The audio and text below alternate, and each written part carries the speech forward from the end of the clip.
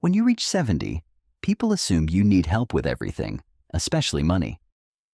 But I believe independence is something you earn, and you protect it by the choices you make every day. I have seen good people lose control of their finances and slowly become dependent on their children, not because they failed, but because no one taught them better habits. In this video, I want to share 10 money habits that have helped me stay independent. These are not just financial tips. They are ways of thinking, acting, and living that allow you to stand tall, live freely, and remain in charge of your own life. 1. Automate your essentials. One of the smartest things I ever did for my financial peace of mind was to set my essential bills on automatic payment. It may sound like a small step, but for someone like me, now in my 70s, it changed everything. I no longer worry about whether I paid the electric bill on time or if I mailed the check for my health insurance. Those days are gone. Now, every month, my basic bills get paid on schedule, without me needing to remember or chase deadlines. I used to handle all of my payments manually. I kept a calendar, I wrote checks, and I walked them to the mailbox. It gave me a sense of control, but as time passed, I started missing a payment here and there, not out of carelessness, just because life got busy or I got distracted. I once forgot to pay my water bill and received a late fee that could have been avoided. Another time, my phone service was briefly cut off because I misread the due date. That is when I realized that relying on memory was no longer reliable. I needed systems, not just habits. My son David helped me get started. He sat down with me one weekend and we went through each of my monthly bills, utilities, prescription refills, insurance, internet, and set them up to be paid automatically from my checking account. We used my bank's website, which made the process simple. It took about an hour. After that, everything ran smoother. Now I know that my essentials are covered. I do not have to stress about missing a deadline. I do not have to worry about late fees piling up. And most importantly, I do not need to ask my children to help me sort through missed bills or reconnect a service. That alone helps me feel like I am standing on my own 2 feet. Automating your financial essentials does not mean you are giving up control. In fact, it gives you more control. It frees your mind to focus on the things that matter most. I still review my statements every month just to keep track, but the pressure is gone. And let me tell you, peace of mind is worth a lot more than a stack of paper bills on the kitchen counter. If you have not set your bills to automatic payment yet, consider it. Ask someone you trust to help you set it up. It is a one-time effort that gives you long-term freedom. And that, my friend, is one step closer to real independence. 2. Practice the 1 in, 1 out rule. As I got older, I began to realize that the way I spent money had to change, not because I was in trouble, but because I was entering a new chapter of life, one that required more balance, more intention, and less waste. That is when I discovered something simple but powerful. I call it the 1 in, 1 out rule. For every dollar that goes out, I ask myself, what is coming in? For every new item I bring into my home, I decide what needs to go. It is not just about stuff. It is about mindset. Years ago, I used to spend without thinking. A new pair of shoes on sale? I bought them, even if I already had 3. A new kitchen gadget? Into the drawer it went. Over time, my home filled up, but my wallet thinned out.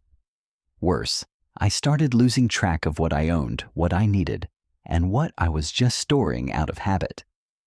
The 1 in, 1 out rule changed that. Now, when I am tempted to buy something, whether it is a new coat, a tool, or even a subscription, I pause. I ask, do I really need this? What will I give up to make room for it, financially or physically? If I cannot name something to let go of, I do not buy it. That is the rule. It works beautifully for budgeting too.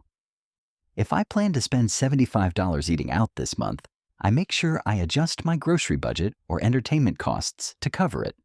Nothing extra comes in unless something goes out. That keeps me from slowly sliding into debt or depending on others to make ends meet. This rule is not strict or punishing. It is just intentional. It reminds me that space, money, and energy are all limited, and I get to choose how I use them. I have found that by sticking to this habit, I spend less, appreciate more, and feel far more in control. So if you are feeling a little overwhelmed by your finances, your home, or your habits, try the one in, one out rule. It is simple, it is flexible, and it keeps you grounded. And the best part is, it helps you stay independent, not just from your children, but from the clutter and pressure that comes with having too much and tracking too little. 3. Learn to say no gently. Even to family.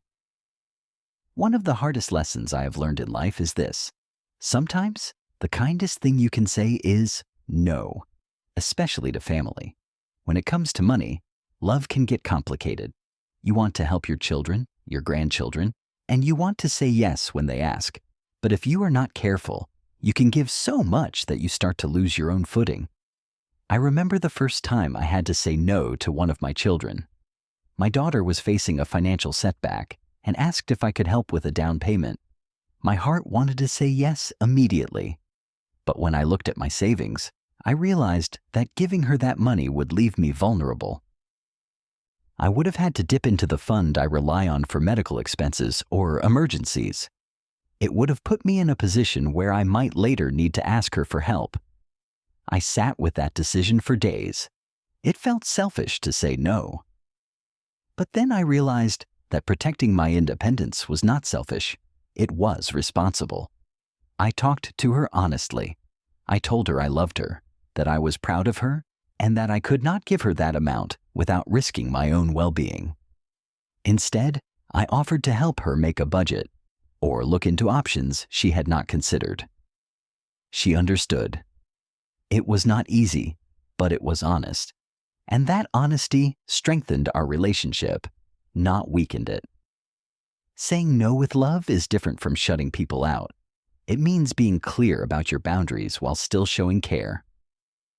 It means knowing your limits and communicating them gently. I now have a simple phrase I use. I wish I could do more, but I have to take care of my own stability too.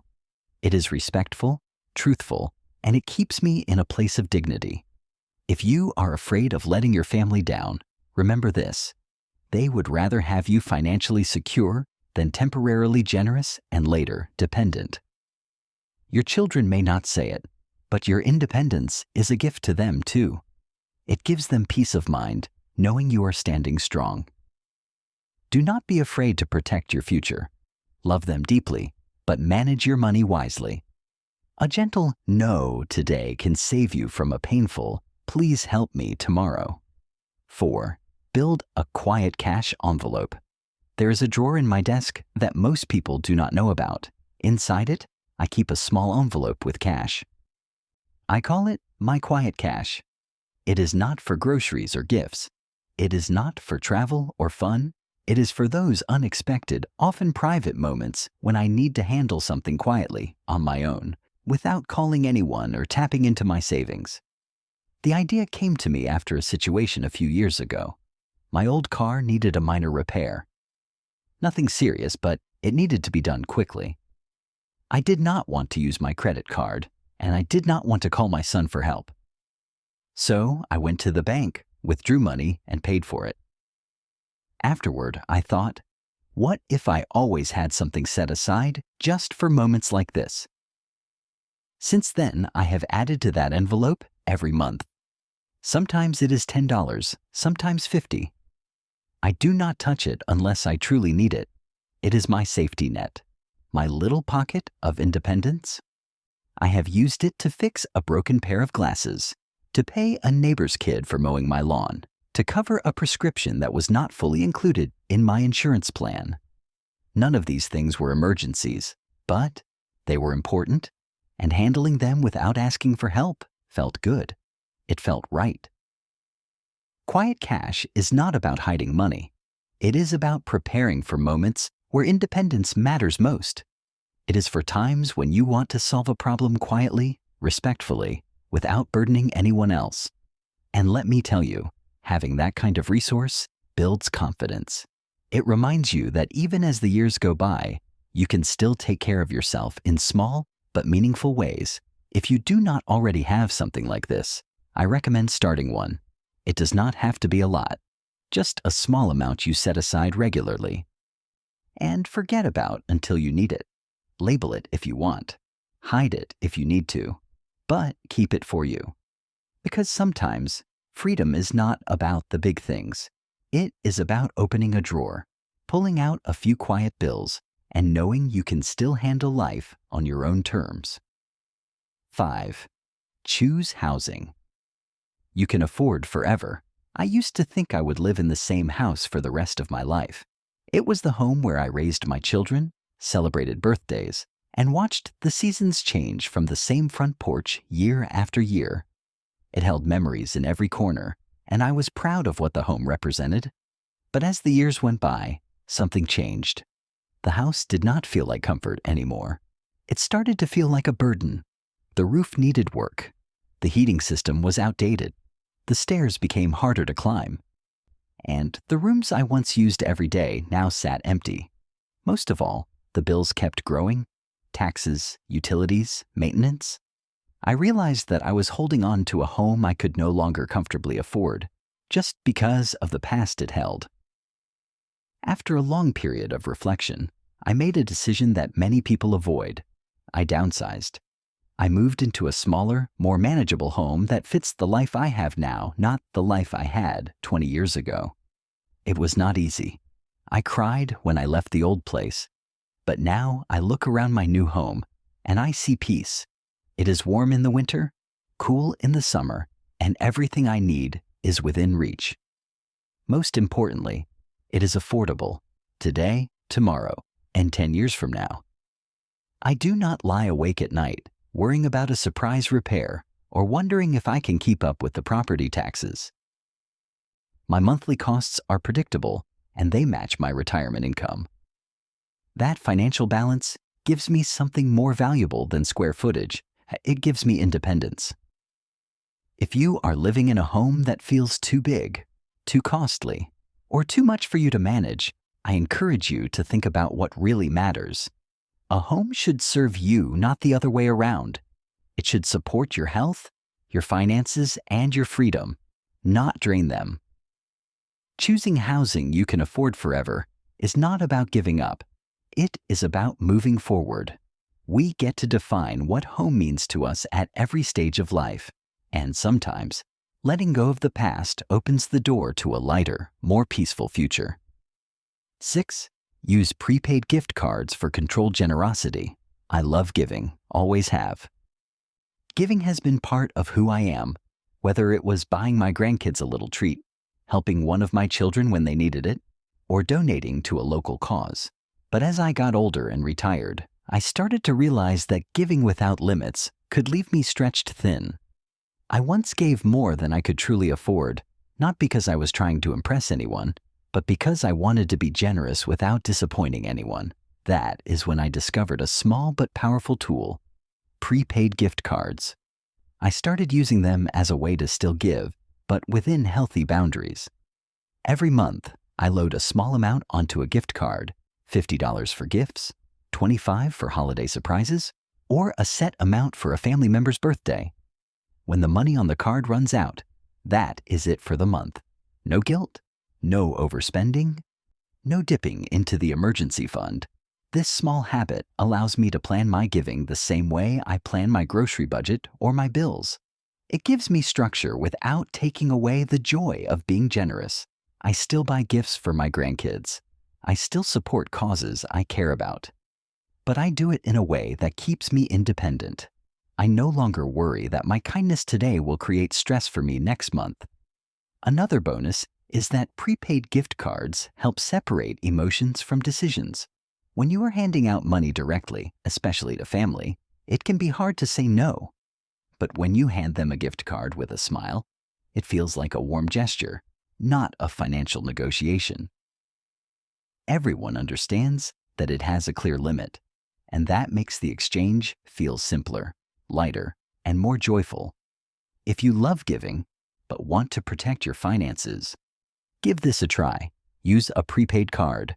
Decide the amount ahead of time. Stick to it. You will still be the generous, caring person you have always been, but with the added peace of knowing you are giving from a place of strength, not sacrifice. 7. Set a personal salary. One of the habits that changed the way I live in retirement is something I call paying myself a salary. Now, I know that sounds funny. I am no longer working, no boss, no office, no paycheck every 2 weeks. But I realized that just because I am retired does not mean I cannot bring structure to how I use my money.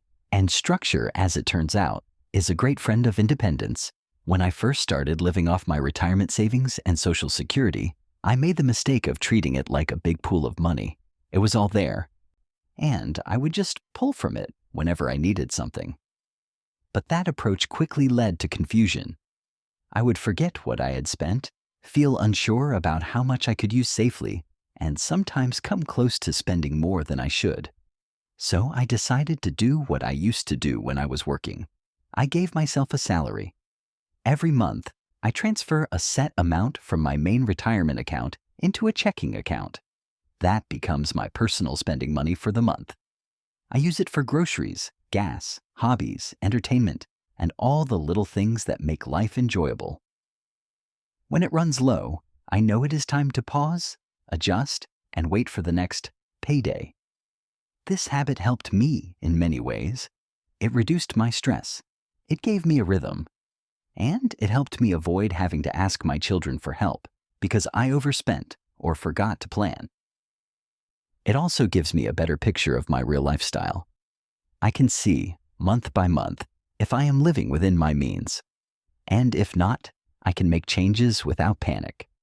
You do not have to be a financial expert to try this. Pick a reasonable amount you know you can afford each month. Keep the rest tucked away in a savings account or investment account that you do not touch unless needed. Create a clear line between your spending money and your security money. It helps you treat your retirement income with the same respect you gave your working income. Freedom comes from structure, not from chaos. A personal salary gives you freedom. Freedom from worry, from dependence, and from surprises. You may be retired, but that does not mean you stop taking care of your money like a professional. 8. Avoid co-signing or guaranteeing loans. I will never forget the day a friend of mine lost nearly all of his retirement savings because he co-signed a loan for someone he loved. It was not because he was foolish. It was because he had a kind heart and wanted to help. His grandson needed a car loan. The bank would not approve it unless someone co-signed. My friend said yes, thinking he was just lending his name. But when the payments stopped coming, the bank came after him. He ended up paying thousands of dollars he could not afford, and it took him years to recover. That story stayed with me, and it reminded me of something important. When you co-sign a loan, you are not just helping. You are promising. Legally, you are just as responsible for that debt as the person who borrowed it. If they miss a payment, your credit takes the hit. If they default, the lender will come to you. As much as we love our children and grandchildren, we have to be careful. I have had family members ask me to co-sign for loans, car loans, student loans, even a small business loan. And I have had to say no. Not because I did not trust them, but because I did not want to put my future, my independence, or my peace of mind at risk. There are other ways to help. You can offer guidance, connect them to resources, or help them build their own credit slowly and responsibly. But putting your name on someone else's financial obligation is a serious step, and one that should only be taken if you can afford to pay the entire amount yourself. For most of us in retirement, that is not realistic. Independence means having the freedom to make your own choices. If you lose that freedom because of someone else's choices, the cost is more than just financial. It can lead to stress, regret, and even strain within the family. Protect your peace, protect your future, and remember that sometimes the most loving answer is a respectful, "I can't do that." have a Just Me account. One of the most important things I have ever done for my peace of mind is to create what I call my Just Me account. It is a bank account that belongs only to me. My name is the only one on it. No co-signers, no shared access, no automatic family withdrawals. Just me. This account is not for everyday spending, and it is not for emergencies either. It is a private space, a financial corner of my life that reminds me I am still my own person. I started this account after I realized that too many of my financial decisions were being made in group conversations. My children meant well. They wanted to help me stay organized. They offered to manage my accounts, consolidate things, even suggested putting their names on certain accounts just in case. And I understood their concern, but little by little I began to feel like I was losing control, not because they were doing anything wrong, but because I no longer had something that was truly mine. So I opened a separate account with a small deposit. I told no one at first. I used it to save for personal goals, a weekend trip to the coast, a birthday gift for a friend, a class at the local senior center. These were not big things, but they were mine, and being able to pay for them without asking, explaining, or checking in with anyone gave me a quiet kind of strength. This account also gave me a place to grow my confidence again. In a world that sometimes treats older adults as helpless or confused, it is powerful to know that I can still manage something on my own. That sense of personal dignity is worth more than any dollar amount. Now, I am not saying you should hide things from your family. Open communication is important, especially when it comes to wills, insurance, and major finances. But having one account that is yours alone can make a world of difference in how you see yourself and how others see you. It does not have to hold a lot. Even a few $100s tucked away for your personal use can be enough to remind you that you are still independent, still active, still in charge. Because while family is precious, your sense of self is priceless. And sometimes, having your own financial space is the most respectful thing you can do for both. 10. Review, don't hide, talk before trouble comes. For a long time, I kept quiet about my finances, not because I had anything to hide, but because I thought silence was a form of strength. I believed that managing money on my own was part of being a responsible adult. I did not want to worry my kids. I did not want to seem weak, but I learned, sometimes the hard way, that staying completely silent can cause more harm than good, especially when things go wrong. One year, I let my medical bills stack up without telling anyone. I thought I would catch up eventually. I did not want to ask for help or admit I was struggling to understand the new billing system. By the time I opened up to my daughter, the situation had become complicated. She was understanding, of course, but she also wished I had spoken up sooner. That experience taught me a better approach. Review. Do not hide. Every few months, I take time to go through my accounts, bills, and important documents. I make notes, I check expiration dates, and then, this is the key, I share what matters. Not everything, just the important parts.